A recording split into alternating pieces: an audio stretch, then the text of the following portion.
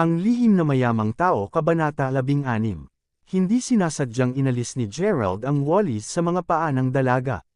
Nakasuot siya ng isang pares ng puting sapatos at ang kanyang mga guya ay sobrang patas. Maingat din siyang nakikinig kay Victor. Habang pinag-uusapan ng kanyang kotse, ang buong atensyon nito sa mga sinabi ni Victor. Hindi inaasahan, tinanggal talaga ni Gerald ang maruming Wallis sa kanyang sapatos, pinahiran ng alikabok sa kanyang puting sapatos. Hindi niya mapigil ang mapasigaw nang mapagtanto ang nangyayari. Ang kanyang hiyawan ay hindi inaasahang nakakuha ng atensyon nina Whitney, Victor, at ng iba pa na nasa auditorium sa oras na ito. Ano ang nangyayari, Mila? Nagmamadaling lumapit si Whitney bago niya tinanong si Mila na may pag-aalala ang mukha. Sumugod din agad si Victor kay Mila. Hindi, ayos lang ako. Wala namang problema. Panipi. Inilagay ni Mila Smith ang kanyang buhok sa likod ng kanyang tainga at naglabas siya ng basang wipe bago siya sumandal at sinubukang panasan ang alikabok mula sa kanyang sapatos. Gayunpaman, sa mas maraming pagsisikap niyang panasan ang kanyang sapatos, mas marumi ang nakuha nila. Nahumaling din si Mila sa kalinisan. Sa makatuwid, hindi niya mapigil ang mapangiwi nang makita ang gulo sa kanyang puting sapatos. Gerald, nagawa mo ba iyon sa sapatos ni Mila? Tanong ni Whitney. Habang nakatingin kay Gerald, may malamig at agresibo siyang ekspresyon sa mukha. Bukod dito, galit na galit din si Victor sa oras na ito. Sampain mo, ikaw na tagay. Alam mo ba kung magkano ang gastos ng sapatos ni Mila? Hindi mo makakayang magbayad para rito. Panipi. Pagkatapos nito, umusad si Victor bago niya hawakan si Gerald sa kanyang kwelyo. Hindi siya iyon. Nang makita ni Mila na bubugbugin na ni Victor si Gerald, mabilis siyang umusad upang mabigla siya. Sa katunayan, matagal nang binibigyang pansin ni Mila si Gerald. Pakiramdam niya ay ibang-iba siya ng tao kumpara sa iba. Bukod dito, masasabi niya na hindi siya nagmula sa isang mayamang background ng pamilya. Marahil iyon ang dahilan kung bakit palagi siyang binubuli ni Victor at ng natitirang mga lalaki. Gayunpaman, sa kabila ng pagiging bully at kaiya-hiya sa lahat ng oras, hindi nakita ni Mila ang kaunting hitsura ng pagiging mababa. Sa mga mata ni Gerald, siya ay ganap na walang malasakit at ang katotohanan na siya ay mahirap ay tila hindi mag-abala sa kanya. Kahit kaunti, palaging may isang mapagpakumbaba at taos-puso na mukha ni Gerald. Kahit na nais ni Mila na mawala ang kanyang galit, hindi niya kayang gawin ito. Sa makatuwid, mabilis na tumayo si Mila para kay Gerald nang makita niya na papatulan siya ni Victor. Huwag kang mag-alala, Mila. Dapat nating siguraduhin na mabayaran ka ng mga ito sa iyong sapatos. Sumagot si Victor sa isang masamang pamamaraan. Si Mila ay hindi mula sa kagawaran ng wika, ngunit siya ay isang mag-aaral mula sa Broadcasting at Media Department sa halip. Gayunpaman, naging kaibigan niya si Whitney mula pa noong sila ay bata pa at ang dahilan kung bakit siya napunta sa auditorium ngayon ay dahil gusto niyang magkaroon ng kasiyahan. Bagaman nagustuhan ni Victor si Whitney, lalo siyang naging interesado sa matalik niyang kaibigan, si Mila. O hindi na niya kailangang bayaran pa ako para sa sapatos. Babalik lang ako sa dormitoryo at magpapalit ng isa pang pares ng sapatos. Nagmamadaling sabi ni Mila. Bahagya din siyang tumango kay Gerald. Maswerte ka ngayon, anak. Sambit ni Victor habang nakatingin kay Gerald. Sa katunayan, natuwa si Victor na nakapag-arte siya bilang bayani sa harap ng dalawang magagandang batang babae. Ngayon, nang makita niyang aalis na si Mila, mabilis siyang lumapit sa kanya. Nga pala, Mila, bakit hindi kami lumabas at sabay na kumain? Pagkatapos magpalit ka ng isang bagong pares ng sapatos. Kung sa bagay, lahat ay dapat pagod sa pag-eensayo ngayon. Trituhin ko ang lahat sa pagkain sa Orchard Gardens. Panipi. Wow! Orchard Gardens. Narinig ko na masarap talaga ang fruit salad at steak doon pero mahal din ang kainan doon. Panipi. Brother Victor, gusto ko ring sumama. Ang lahat ng mga batang babae ay nasa sabik kaagad na sinabi ni Victor na bibilhan niya si Mila ng pagkain sa Orchard Gardens. Oo naman, sagot ni Victor habang nakayakap ang mga kamay. Sa oras na ito, hinawakan ni Whitney ang kamay ni Mila bago siya. Ngumiti at sinabi, Mila, maghihintay kami sa ibaba ng iyong dormitoryo para sa iyo. Sa katunayan, masasabi ni Gerald na si Mila ay hindi nais na pumunta sa lahat. Gayunpaman, masasabi ni Mila na tuwang-tuwa ang lahat na pumunta roon at si Victor ay nagkaroon lamang ng sagupaan kay Gerald dahil sa kanya. Sa makatuwid, hindi niya mapigilan ang sarili na tanggihan ang kanyang paanyaya. Bahagyang tumanggaw si Mila. O sige, magmamaneho ako. Kita kayo dyan. Panipi. Tuwang-tuwa si Victor na ang kanyang diskarte na itanong kay Mila ay tila nagtagumpay. Sa makatuwid, sinulyapan niya si Gerald bago siya lumabas ng auditorium. Humarap si Whitney at tumingin kay Gerald bago niya sinabi, ano? Ang tinitingnan mo, Gerald? Talaga bang naiisip mo na inaanyayahan kang sumali sa amin din sa tanghalian? Hayaan mong sabihin ko sa iyo, ang iyong subsidy ay hindi pa nakumpirma. Mas mabuti pang manatili ka at tiyaking linisin mo ng maayos ang auditorium na ito. Kung hindi man, sisiguraduhin kong magtuturo sa iyo ng isang aralin sa pagbalik ko. Panipi. Natahimik si Gerald habang patuloy na binabastos siya ni Victor at Whitney bilang magkasabay. Sa katunayan, galit na galit siya sa oras na ito. Gayunpaman, alam niya na hindi siya makakakuha ng anupaman sa pagkawala ng kanyang galit at bibigyan lamang niya ng pagkakataong bugbugin siya. Hindi talaga nakakaalam na humingi ng pambubugbog. Sa makatuwid, nagpa siya si Gerald na pabayaan na lang niya ito. Halika, Mila, tangkilikin natin ang pagsakay sa bagong Audi A6 ni Victor sa paglaon. Panipi. Hinayla ni Whitney si Mila palabas ng auditorium matapos masulyapan si Gerald na may kasuklam-suklam na ekspresyon sa mukha. Ang iba pang mga tao ay lumabas din sa labas ng auditorium. Sunod-sunod, tiyak na hindi sila makakarating doon sa isang kotse kaya't hindi mapigilan ni Gerald na magtaka kung paano sila makakarating doon. Napaisip si Gerald sa sarili habang nililinis ang kalat na naiwan nila. Dapat ba kumuha siya ng sasakyan din? Nagpatuloy siya sa pag-iisip sa sarili. Nang matapos na maglinis si Gerald ng auditorium, halos tanghali na. Sa oras na ito, biglang nakatanggap si Gerald ng papasok na tawag sa telepono. Ito ay isang tawag sa telepono mula kay Harper, ang pinuno ng kanyang dormitory. Gerald, tapos ka na bang maglinis ng auditorium? Tumango si Gerald. Oo. Nababaliw na ba si Whitney? Napag-usapan na namin ang bagay na ito sa aming sarili at napagpasyahan namin na kung tatapangin niya ang pagtanggi sa iyong aplikasyon sa tulong na tulong, isasampa namin ang bagay na ito sa Chancellor. Panipi. Nadama ni Gerald ang init sa kanyang puso nang sabihin niya, salamat sa pagtingin mo sa akin. Gerald, kung malaya ka, halika at samahan mo kami para sa tanghalian. Inimbitahan ni Harper si Gerald para mananghalyan ngunit naririnig ni Gerald ang biglang pagbabago ng kanyang tono. Ito tunog na parang si Harper ay medyo nahihiya. Napakalapit ni Gerald kay Harper at natural niyang alam na may mali. Karaniwang napaka-lalaki ang lalaking ito, kaya bakit parang nahihiya at nahihiya siya ngayon? May sasali pa ba sa atin ngayon? Hindi mapigil ang tanong ni Gerald na may pagod na ngiti sa labi. Bingo! Gerald, naaalala mo ba ang batang babae na nagngangalang Hailey na kasama ni Alice sa birthday party ni Noemi kagabi? Panipi. Ang lahat ng mga batang babae mula sa mga dormitoryo ni Alice ay dumalo sa pagdiriwang ng kaarawan ni Naomi kagabi.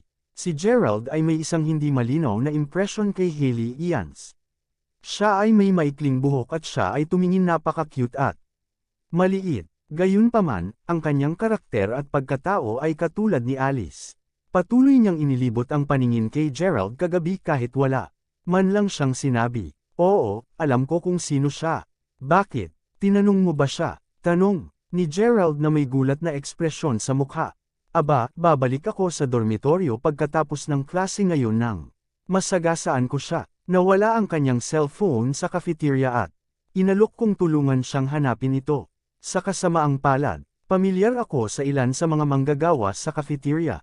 Matapos suriin ang CCTV at tumingin sa paligid ng cafeteria, nakita namin sa wakas ang kanyang cellphone. Panipi. Nadama ko na ito ay kapalaran dahil talagang interesado ako sa kanya nang makilala ko siya kagabi.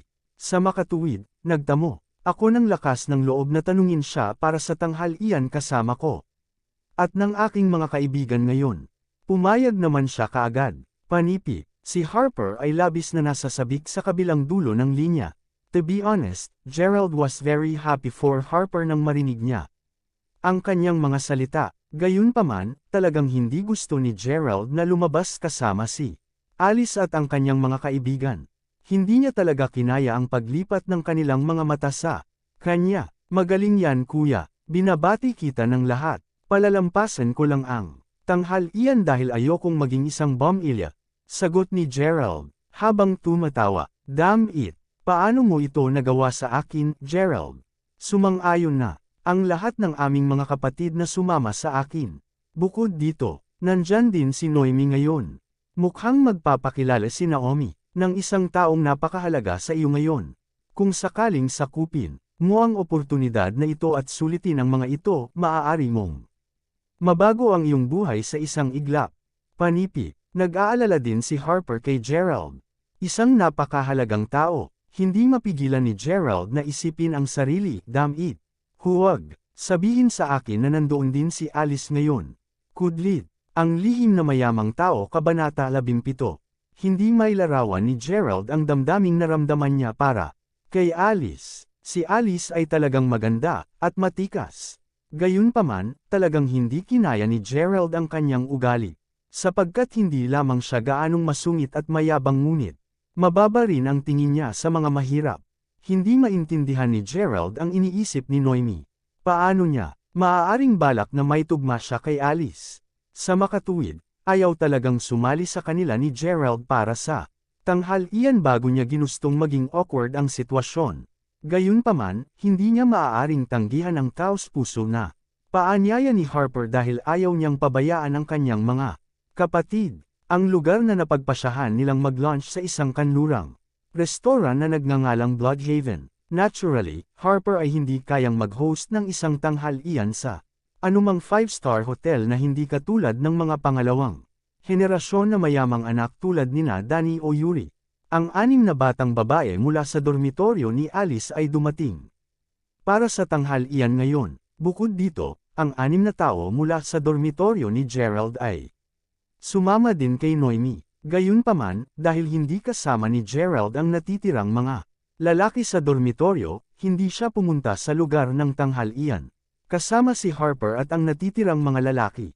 Sa palagay ko, Naomi, kailangan lang namin ang 5 batang lalaki mula sa dormitoryo ni Harper, ikaw, at kaming 6 na mula sa aking dormitoryo upang makapunta sa tanghalian. Ang pagkakaroon ng 12 kumain sa amin ay sapat na mabuti. Sambit ni Alice habang nakaupo siya sa kinauupuan niya habang iniinom ang kanyang katas. Ang kahulugan sa likod ng kanyang mga salita ay maliwanag. Sa katunayan, nagkaroon ng magandang impresyon si Alice kay Harper at naramdaman niya na siya rin ay isang napakatatag at napakahusay na tao. Gayunpaman, ang mga magulang ni Harper ay isang ordinaryong tao lamang na mga guro sa isang gitnang paaralan. Sa makatuwid, natural na hindi siya nakasalalay sa mga pamantayan ni Alice. Oo, sang-ayon ako kay Alice. Bakit ka sasabay sa amin ni Gerald sa pananghalian ngayon? Sa sandaling makita ko siya, nagsisimula na akong mag-isip tungkol sa lahat ng ginawa niya kagabi. Sobrang nakakaasar. Pabirong sabi din ni Hailey sa oras na ito. O sige, Alice, Hailey, mangyaring ihinto ang poot kay Gerald. Alam mo bang talagang mabuting tao siya kung bibigyan mo siya ng pagkakataon at makilala mo siya? Sagot ni Noemi habang nakangiti. Oo, si Gerald ay talagang napakahusay na tao. Kaagad na sinabi ni Harper pagkatapos. Sa totoo lang, kung siya ay talagang napakahusay na tao, hindi niya pinaupo ang 12 sa amin dito upang maghintay lang sa kanya mag-isa, hindi ba? Hindi mo ba naisip na tama ako, Hailey? Panipi, sambit ni Alice habang malamig na humilik. O tingnan mo, andito na si Gerald. Panipi, sa oras na ito, tuwid na tumayo si Noemi habang kamakaway kay Gerald, sinenyasan siya na lumapit at sumama sa kanila sa mesa. Pasensya na sa huli. Kailangan kong bumalik sa dormitoryo upang gumawa ng isang mahalagang tawag sa telepono. May isang bagay na dapat kong harapin. Panipi, sambit ni Gerald habang nakangiti kay Naomi. Si Noemi ay nakaupo mismo sa tapat ni Alice sa oras na ito. Saglit na gumala ang kanyang mga mata bago siya tumayo at hinayla si Gerald sa kinauupuan niya at sinabing, "Gerald, umupo ka rito." Alam ni Gerald ang sinusubukang gawin ni Noemi. Paimpol siyang naupo nang hindi masyadong pinag-isipan. Jack Ellen, lumipat tayo ng upuan. Panipi, sa hindi inaasahang pagkakataon, nagkaroon ng malamig na ekspresyon si Alice sa kanyang mukha nang tanungin niya ang isa sa kanyang mga kasintahan na palitan siya ng pwesto sa sandaling. Umupo na si Gerald sa harapan niya. Paumanhin, Alice, ayokong lumipat ng pwesto sa iyo.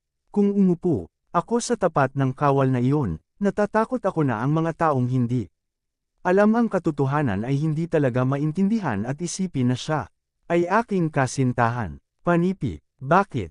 Hindi ka ba matutuwa kung boyfriend mo si Gerald? Maaari kanyang bilhan ng isang Hermes bag na nagkakahalaga ng $55,000. Hahaha, Panipi, oo, Jack Ellen.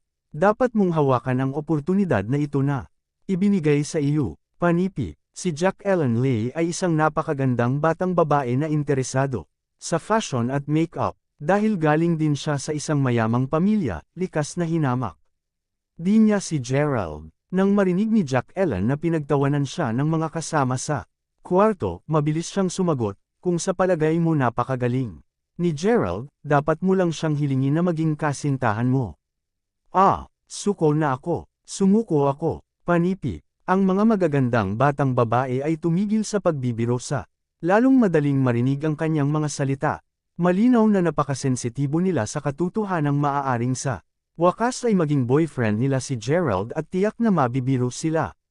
Noon, sina Harper at Benjamin ay parehong inis nang marinig ang usapan ng mga batang babae. Gayunpaman, matatagalan lamang nila itong matiis. Pagkatapos nito, nagpasya si Gerald na huwag umupo kasama si Alice. "Naomi, halika at umupo ka rito. Sa gilid lang ako uupo." Panipi, hindi mapigilan ni Gerald na tumawa dahil sa treto siya sa treto ng lahat ng magagandang dalagang ito. Kahit na siya ay isang pangalawang henerasyong mayaman na bata. Tulad ng iba, ang paggamot na natanggap niya mula sa lahat ng magagandang batang babae ay lubos na naiiba. Napakaraming mga assets ni Gerald sa ilalim ng kanyang pangalan. Ngunit bakit hindi siya mapaburn ng mga magagandang batang babae? Naisip ni Gerald ang tungkol sa paggamit ng pera upang mapagtagumpayan ng mga batang babae ngunit hindi niya mapigilan ang sarili. Napagpasyahan ni Gerald na tumabi na lang. Talagang nais ni Naomi na ayusin at matanggal ang hindi pagkakaintindihan nina Alice at Gerald dahil ramdam talaga niya na makakagawa sila ng isang mabuting mag-asawa. Bukod dito, pareho silang matalik na kaibigan. Alice, sa oras na ito, biglang tumunog ang isang boses ng isang lalaki. Isang matangkad at guwapong batang lalaki na may suot na branded na damit mula ulo hanggang paa ang lumapit sa kanilang mesa at tiningnan niya si Alice na may gulat na ekspresyon sa mga mata. "Ikaw ba si Quentin Ziegler?" Natigilan din si Alice. Hinawakan niya ang buhok niya bago siya tumayo na may matamis at kaaya-ayang ngiti sa mukha. "Opo, Alice. Hindi na kita sa loob ng higit sa 2 taon. At talagang mas lalo kang gumaganda. Halos hindi kita makilala," sagot ni Quentin habang nakangiti. "Nga pala, Quentin, hindi ka ba pinapunta ng tatay mo sa ibang bansa upang mag-aral? Kailan ka umuwi?" Panipi, "Bumalik ako 2 araw na ang nakakaraan at nagtatanong lang ako sa paligid para sa iyong impormasyon sa pakikipag-ugnay." Siya, "Nga pala, nagawa mo bang malutas ang insidente na napunta ka sa Emperor Karaoke Bar?" "Tumawag sa akin ang aming kamag-aral sa high school na si Desmond at sinabi sa akin na nagkagulo ka roon." Panipi, sinabi ni Quentin na may nababahala na ekspresyon sa kanyang mukha. Sa oras na ito, tinakto ni Alice ang kanyang bibig sa pagkabigla. Ang mga kasama sa kwarto ni Alice ay dumating din sa isang biglaang napagtanto. Quentin, ikaw ba ang tumulong sa amin na malutas ang issue kagabi?" Panipi, Labis na nagulat si Alice. Sa katunayan, nais talaga ni Quinton na tulungan si Alice sa kagabi. At hiniling pa niya sa kanyang ama na tawagan ang manager ng karaoke bar na si Flynn. Gayunpaman, hindi kinuha ni Flynn ang telepono. Nang marinig ni Quinton na tinanong siya ni Alice kung siya ang nagresolba sa bagay na ito para sa kanila, hindi niya masyadong iniisip ito. Sa halip, tumango lamang siya habang sinabi niya, sa gayon. Hiniling ko sa aking ama na tulungan akong harapin ito. Si Alice ay nakaramdam ng labis na pagmamalaki at tuwa sa oras na ito. Ang mga kababaihan ay palaging ang mga may pinakapagmamataas at walang kabuluhan. Sa ngayon, naramdaman ni Alice na parang lahat ng kanyang pag-aalinlangan ay nalimas na. Napag-alaman na ang taong tumulong sa kanila upang malutas ang problema ay hindi si Nigel o kahit sino pa na kanilang nakipag-ugnay kagabi. Sa halip, ang kanyang kaibigang pagkabata, si Quinton, ay talagang siya ang nakapagpakalma kay Brother Flynn at hinayaan siyang iwaksi ang mga pinsala para sa kanila. Dati talaga ay malapit si Alice kay Quinton dahil sa pagkakaibigan ng kanilang mga ama. Gayunpaman, habang lumalaki at lumalaki ang negosyo ng pamilya ni Quinton, nagpa siya ang kanyang ama na ipadala siya sa ibang bansa upang mapalago ang kanyang pag-aaral. Naturally, pareho na silang hindi na nakakontak pagkatapos niyang umalis. Hindi inaasahan, talagang nagawa sa kanya ni Quinton ang isang malaking pabor sa lalong madaling bumalik siya sa bansa. Bukod dito, walang pag-aalinlangan si Alice na ang pamilya Ziegler ay tiyak na makitungo sa isang tulad ni Flynn. Quinton, maraming salamat sa ginawa mo para sa akin. Talagang napakasaya at nagpapasalamat ni Alice. Nang makita ni Gerald kung gaano nagpapasalamat si Alice kay Quinton, hindi niya maiwasang makaramdam ng kaunting pagkabalisa. Kanina lang niya tinanggal si Nigel ngunit ang mga bunga ng kanyang tagumpay ay ninakaw ng taong ito na nagngangalang Quinton. Talagang nais ni Gerald na sabihin sa kanila na siya ang tumulong sa kanila upang malutas ang isyo kagabi. Siya ang nagluwas sa kanila sa sitwasyong iyon. Gayunpaman, alam niya na mas makakaramtan at hamakin lamang siya ni Alice kung magsalita siya ngayon. Sa makatuwid, nagpa siya si Gerald na manahimik na lamang dahil ayaw niyang makipagtalo sa isa pang pagtatalo kay Alice. Akala niya ay pabayaan na lang niya. Narito ako upang dumalo sa isang birthday party na inayos ng isa sa aking mga kaibigan sa high school. Ang birthday party ay gaganapin sa itaas. Alice, bababa ako at makikipag-chat muli sa iyo. Pagkatapos magbigay ng toast sa aking kaibigan, maaari mo ring ipakilala sa akin ang iyong mga kaibigan sa ibang pagkakataon. Panipi. Pagkatapos nito, ngumiti si Quinton at bahagyang yumuko habang tinitingnan ang lahat ng magagandang batang babae bago siya humingi ng paumanhin tulad ng isang ginoo. Wow! Ang gwapo talaga niya. Panipi. Alice, paano mo siya nakilala? Alice, may girlfriend ba siya? Si Jack Ellen at ang iba pang mga batang babae ay napakausisa sa oras na ito. Ipinagmamalaki ni Alice na sumagot, si Quinton ay talagang isang kamangha-manghang tao. Alam mo ba ang mga Southern food industries? Iyon ang negosyo ng kanyang pamilya at sila ay isang tycoon sa industriya ng pagkain. Panipi. Wow! Ang Southern Food Industries ay isang pampublikong nakalista na kumpanya at na-rate ito bilang isa sa mga nangungunang kumpanya sa Mayberry City. Talagang hindi ka panipaniwala. Panipi. Ang lahat ng mga batang babae ay nagsimulang talakayin ang bagay na ito sa kanilang sarili. Hindi ba nabanggit sa balita na ang Southern Food Industries ay kasalukuyang nakaharap sa mga isyu sa kapital at pampinansyal? Tahimik na nakikinig si Gerald sa kanilang pag-uusap ngunit nang marinig ang kanilang pag-uusap, gusto niyang mag-ambag sa paksa. Kaagad na nagsalita siya, ang paligid ng mesa ay naging malamig sa loob ng ilang segundo. Sa oras na ito, pinandilatan ni Alice si Gerald ng may galit na ekspresyon sa mukha. Anong ibig mong sabihin? Hindi ba karaniwan sa mga malalaking negosyo at industriya na harapin ang mga kapital at problemang pampinansyal? Bakit ka nagseselos? Panipi. Ang ilang mga tao ay ganito lang. Naiinggit sila at naiinggit sa iba. At sinasamantala nila ang bawat pagkakataon na matarget ang kanilang kahinaan at pagkukulang upang mabawasan sila. Nakakadiri talaga ang mga ganoong tao. Sumagot si Jack Ellen sa isang mapanirang pamamaraan. Ang pangungusap ni Gerald ay halos nagsimula ng giyera. Alice, sa kasamaang palad, si Quentin at isa sa kanyang mga kamag-aral ay nagsimulang maglakad sa hagdan sa oras na ito. Tuldok, ang lihim na mayamang tao, Kabanata 18. Alice, para kang nasa masamang pakiramdam.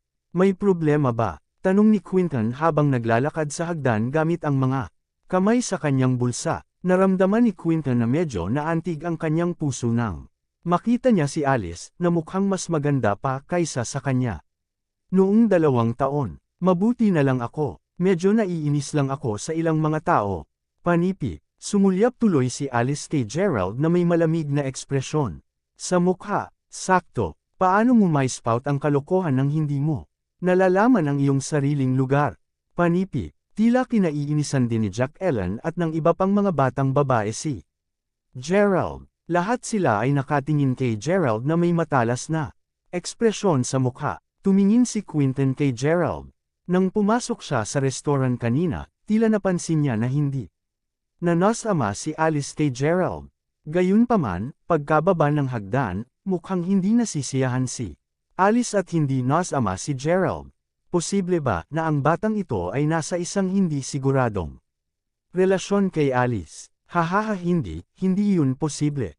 Alam ni Quentin kaagad nang tumingin siya sa sangkap ni Gerald. Ang kabuoang presyo ng lahat ng kanyang damit ay hindi hihigit sa $30. Paano marahil si Alice ay nasa isang hindi siguradong relasyon sa isang tulad niya? Mayroon bang hindi pagkakaunawaan sa inyong dalawa? Bakit hindi mo na lang ito pag-usapan? Lahat kayo ay magkaklase kaya dapat subukang makisama ang bawat isa. Panipi, ngumiti si Quentin ngunit ang kanyang mga mata ay nakatuon kay Gerald sa oras na ito. Kumusta kaibigan ko? Ang pangalan ko ay Quentin. Nagagalak akong makilala ka. Pagkatapos nito, iniunat ni Quentin ang kanyang kamay upang makipagkamay kay Gerald na inilalantad ang isang gintong relong Rolex sa kanyang kamay. Ang gintong Rolex na relo ay pambihira sa unang tingin at lahat ng mga batang babae ay nakatitig sa kanya na may paghanga sa kanilang mga mukha. Nasabi kaagad ni Gerald na si Quentin ay hindi taos-puso at may masamang hangarin siya sa halip. Nang makikipagkamay na siya kay Gerald, biglang nagtanong si Quentin na may sorpresang ekspresyon sa mukha. Wow! Kaibigan ko, saan galing ang t-shirt mo? Hindi ko pa nakita ang tatak na ito dati. Sa palagay mo ba kasi kagagaling ko lang galing sa ibang bansa? Panipi, nakatitig si Quentin kay Gerald habang gumagawa ng panganang pagbagsak ng panga sa kanyang mukha at ang labi nito ay bahagyang umikot habang nakangisi kay Gerald. Nais ni Quentin na mapabilib si Alice at masasabi niya na napakasamang relasyon ni Alice kay Gerald. Kaya, maaari niya ring talunin ang batang ito ng ilang mga salita. Hahaha, ito ay isang ordinaryong tatak lamang. Panipi, hindi balak ni Gerald na pumili ng pagtatalo kay Quentin. Hindi siya mapakali sa isang tulad ni Quentin. Sa totoo lang, balak na ni Gerald na bumili ng damit gamit ang Universal Global Supreme Shoppers Card na ibinigay sa kanya ng kanyang kapatid. Gayunpaman, naramdaman niya na ang pinakamaliit na pagkonsumo ng $50,000 ay medyo labis na labis. Totoo ba ito mula sa isang ordinaryong tatak? Siya nga pala, Harold, nakita mo na ba ang tatak na ito dati mula nang palagi kang nasa bansa? Panipi, tumalikod si Quentin at tiningnan ang kanyang kaklase. Ang lalaking nagngangalang Harold ay may blonde na buhok at naging abala siya sa pagtitig sa lahat ng magagandang batang babae. Mula Alice hanggang Hailey hanggang Jack Ellen. Alam agad ni Harold kung ano ang ibig sabihin ni Quentin nang tanungin niya ito ng tanong. Pagkatapos nito, umiling si Harold bago siya ngumiti at sinabi, hindi ko pa nakikita ang tatak na ito dati. Gusto mo bang tingnan ko ito sa internet? Panipi, pareho silang nagpatuloy sa kanilang talakayan sa isang seryosong pamamaraan. Sa katunayan, masasabi ng lahat na sinusubukan lang nilang bagyain si Gerald. Gayunpaman, hindi naman mukhang nahihiya si Gerald. Sa oras na ito, si Alice at ang iba pang mga batang babae ay may nasiyahan na ekspresyon sa kanilang mga mukha habang tinitingnan nila si Gerald. Hahaha, naglilingkod sa kanya ng tama para sa pagiging naiinggit. Kay Quinton, ngayon napapanood na natin ang ibang tao na kinukutya siya dahil sa pagiging mahirap. Sambit ni Jack Ellen habang tumatawa. Kung tutuusin, kagagaling lamang ni Quinton sa bansa pagkatapos ng pag-aaral sa ibang bansa. Paano pa man may kukumpara sa kanya?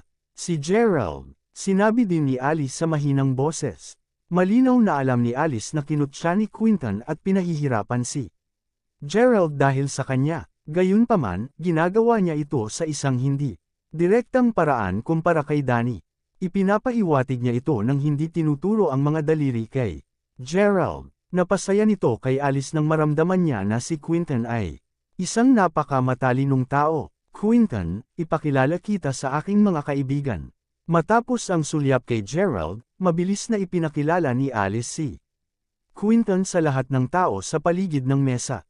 Pagkatapos nito, ipinakilala din ni Quinton si Harold kay Alice at sa kanyang mga kaibigan. Ang pamilya ni Harold ay nagmamay-ari ng isa sa pinakamalaking mga akademya sa pagsasanay sa Mayberry City. Pareho silang naupo sa mesa at natural na nakaupo si Quinton sa tapat ni Alice. Sa kabilang banda, tila naging interesado si Harold kina Jack Ellen at Hailey. Ang mga batang babae ay patuloy na nakatingin kina Quinton at Harold habang nagpatuloy sa pakikipag-chat. Ang orihinal na tema ng tanghalian ngayon ay dapat na pagbuo ng isang relasyon sa pagitan ng Harper at Hailey. Sa kasamaang palad, biglang binago ng presensya ni Quinton ang lahat at ito ay nakaramdam ng kaunting kalungkutan kay Harper. Maaari ring sabihin ni Gerald na medyo nababagabag si Harper. Hindi niya ito basta-basta maaaring baliwalain at panoorin dahil napabayaan ang kanyang kapatid. Sa kabutihang palad, handa na si Gerald sa ganitong klaseng sitwasyon. Bago umalis sa dormitoryo, tumawag na si Gerald kay Zach, ang manager ng Wayfair Mountain Entertainment. Sinabi niya sa kanya na nais niyang magdala ng ilang mga kaibigan doon ngayon at hiniling niya kay Zach na gawin ang mga kinakailangang kaayusan. Para sa kanya, ayaw niyang mawalan ng mukha si Harper sa harapan ni Hailey. Ngayon, bukod dito, alam ni Gerald na palaging nais ni Noemi na bisitahin ang Wayfair Mountain Entertainment. Nang malaman ni Harold na inimbitahan ni Harper si Hailey para sa tanghalian ngayon, sinimulan niyang tanungin si Harper ng lahat ng uri ng mga katanungan. Patuloy niyang tinanong si Harper tungkol sa pinagmulan ng kanyang pamilya at trabaho ng kanyang mga magulang. Sa madaling salita, hindi siya tuwirang nagtanong kay Harper kung siya ay mayaman. Talagang nais ni Gerald na ilabas ang katotohanan na nakaayos na siya para sa pangkat na pumunta sa Wayfair Mountain Entertainment pagkatapos ng tanghalian. Sa oras na ito, biglang sinabi ni Quinton, "Nga pala, may narinig ako. Nang bumalik ako sa bansa, narinig ko na nalugi ang pamilyang Fisher at nawala na sa kanila ang Grand Marshal Restaurant na pagmamay-ari nila sa Mayberry Commercial Street. Dating kaibigan, ang tatay ko sa tatay ni Nigel na si Adam Fisher. Sinusubukan ko siyang bilhin sa Grand Marshal Restaurant." Panipi. Bahagyang kumaibot ang mga talukap ng mata ni Alice sa oras na ito. Siyempre, alam nila ang lahat ng nangyari kay Nigel at sa pamilyang Fisher. Ito ay dahil nasa tabi nila si Nigel nang maglakad ang lahat. Nang marinig ng mga batang babae na si Quinton ay nagpaplano na sakupin ang Grand Marshal Restaurant, hindi nila maiwasang makaramdam ng labis na pagkasabik. Mabilis nilang napagpasyahan na maging mabuting kaibigan ni Quinton. Tumango ng bahagya si Alice bago niya sinabi, "Oo, alam natin ang tungkol sa nangyari kay Nigel at sa kanyang pamilya. Narinig namin na nasaktan niya ang isang napaka-maimpluwensyang tao sa Mayberry City at iyon ang dahilan kung bakit nalugi ang buong negosyo ng kanyang pamilya sa isang gabi. Palaging umaasa ang pamilyang Fisher sa mga kita na kanilang nakuha mula sa Grand Marshal Restaurant sa Mayberry Commercial Street, kaya nagtataka talaga ako kung ano ang gagawin nila ngayon na napipilitan silang bawiin agad ang kanilang pagbabahagi." Panipi. Napanood ni Quinton ang kasiyahan habang ang lahat ng mga batang babae ay nakatingin sa kanya na may paghanga sa kanilang mga mata. Sarap ng atensyon. Tumango siya bago niya sinabi, aba, sumasang-ayon sa akin ang aking ama at nais niyang sakupin din ang restaurant. Pagkatapos ng lahat, alam ng lahat ang komersyal na halaga ng anumang mga negosyo o tindahan sa Mayberry Commercial Street. Hanggat maaari kang magbukas ng isang negosyo doon, tiyak na makakakuha ka ng pera tulad ng tubig na tumatakbo. Nabanggit din ng aking ama na mayroong isang napaka-engrandi at marangyang manor doon na may isang mainit na bukal sa loob. Panipi, Wayfair Mountain Entertainment. Tuwang-tuwa ang lahat nang marinig ang pagbanggit ng manor. Kasama ang mga hot spring. Tumango si Quinton at ngumiti bago niya sinabi, mayroon ka bang naruroon doon? Nang tanungin ni Quinton ang katanungang ito, biglang naalala ni Alice kung gaano sila napahiya noong nakaraang gabi. Gayunpaman, ayaw niyang itago ang katotohanan kay Quinton. Sa makatuwid, mabilis niyang sinabi sa kanya ang tungkol sa lahat nang nangyari. Matapos makinig sa kanyang paliwanag, ngumiti si Quinton bago sinabi niya, sa totoo lang, hindi ko talaga inaasahan na gagawa ng kalokohan si Nigel sa kanyang sarili. Alice, dahil hindi ka nakapagpunta sa Wayfair Mountain Entertainment sa huling pagkakataon, maaari kitang dalhin doon ngayon. Kailangan ko lang tawagan ang aking ama. Panipi, grabe, ikaw ang pinakamagaling, kapatid Quinton. Kaakit-akit na sinabi ni Jack Ellen. Siyempre seryoso ako. Bigyan mo ako ng 1 minuto, tatawag ako sa tatay ko ngayon. Pagkatapos nito, inilabas ni Quinton ang kanyang cellphone bago siya tumawag sa kanyang ama. Matapos ipaliwanag ang sitwasyon sa kanyang ama, agad na binaba ni Quinton ang telepono. Dapat ba tayong magtungo doon? Natatakot ako na magkakaroon sila ng mas maraming mga bisita sa hapon. Kung ang lugar ay masikip, walang magagawa ang aking ama para sa amin noon. Panipi, sige. Oo naman. Panipi, ang lahat ng mga batang babae ay higit pa sa handang umalis sa ngayon. Sige kung ganun, pupunta ako at isasama ang mga kotse kay Harold. Mag-iiwan kami sa 2 sasakyan. Sinabi ni Quinton, habang naghahanda na siya upang kunin ang sasakyan kasama si Harold. Ngunit Quinton, mayroong 7 mga batang babae kaya't sapat na para sa amin ang 2 kotse, ngunit paano ang tungkol sa kanila? Tanong ni Alice habang nakaturo kay Harper at sa natitirang mga lalaki. Tumingin si Quinton kay Harper bago siya magtanong, hindi ka ba nagmaneho dito? Umiling si Harper at naramdaman niyang napahiya siya sa oras na ito. Kalimutan mo na, hindi kami sasali sa inyo.